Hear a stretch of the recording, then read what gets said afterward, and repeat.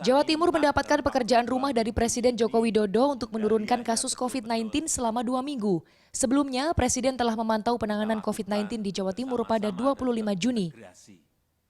Sementara hingga 6 Juli atau hari ke-11 angka kasus positif COVID-19 di Jawa Timur masih tinggi, yaitu 14.298. Surabaya mendominasi, disusul Sidoarjo dan Gresik. Pemerintah Kota Surabaya melakukan langkah agresif dengan menggelar razia patuh masker di tempat umum, kembali menerapkan jam malam, juga kawasan physical distancing di 3 ruas jalan. Sementara Panglima Komando Gabungan Wilayah Pertahanan Pangkogab Wilhan II akan menerapkan one gate system untuk sistem rumah sakit rujukan COVID-19 di Jawa Timur.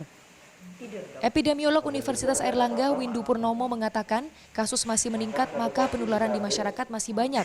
Artinya masih ada yang tidak disiplin protokol kesehatan. Komunikasi resiko belum efektif sehingga masyarakat belum paham dan patuh.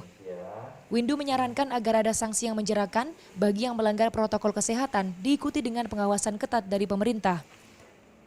Yang dilihat oleh Bapak Presiden saya kira nanti adalah apa yang sudah dilakukan ini sudah tepat enggak? Nah, itu yang dilihat. Sudah melakukan apa? Ya, jadi kalau itu yang dinilai saya kira tepat. Nah, dan menurut saya apa yang dilakukan oleh pemerintah kota ini belum sepenuhnya tepat ya. Ya tadi salah satunya tadi loh, pengendalian kepatuhan yang paling penting itu belum dilakukan dengan tegas.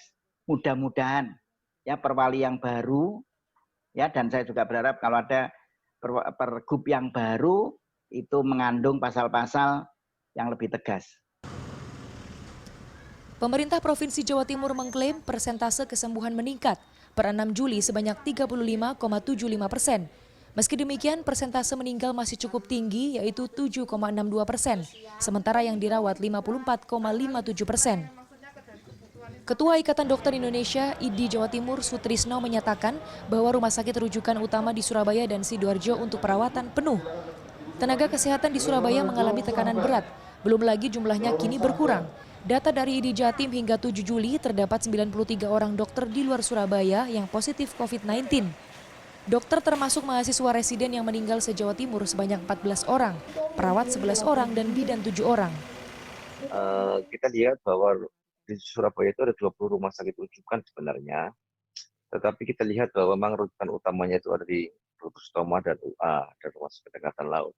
Dan akhirnya memang pasien cenderung ke sana, ya, sehingga kita lihat di emergency unitnya, di IGD-nya itu selalu penuh dengan pasien, ya, selalu penuh dengan pasien. Artinya beban pekerjaan yang dihadapi oleh tenaga kesehatan memang cukup tinggi, ditambah dia dengan banyak teman-teman bagian kesehatan yang mungkin punya komorbid yang harus diistirahatkan, ditambah lagi mereka yang reaktif, ya, dan kemudian confirm COVID sehingga harus diistirahatkan. Akhirnya memang tenaga kerja atau tenaga kesehatan yang tersisa ini sampai saat ini terlihat masih berat menghadapi load pasien yang stabil tinggi ini. IDI Jatim berharap dilakukan tes dan tracing tenaga kesehatan. Manajemen rumah sakit harus menjamin keamanan dengan mengatur jam kerja, mengatur tenaga kesehatan dengan penyakit komorbid, mendapat waktu istirahat dan nutrisi cukup, tempat isolasi, serta pencairan insentif. Kanza Tamarindora, Didin Iswandani, Surabaya.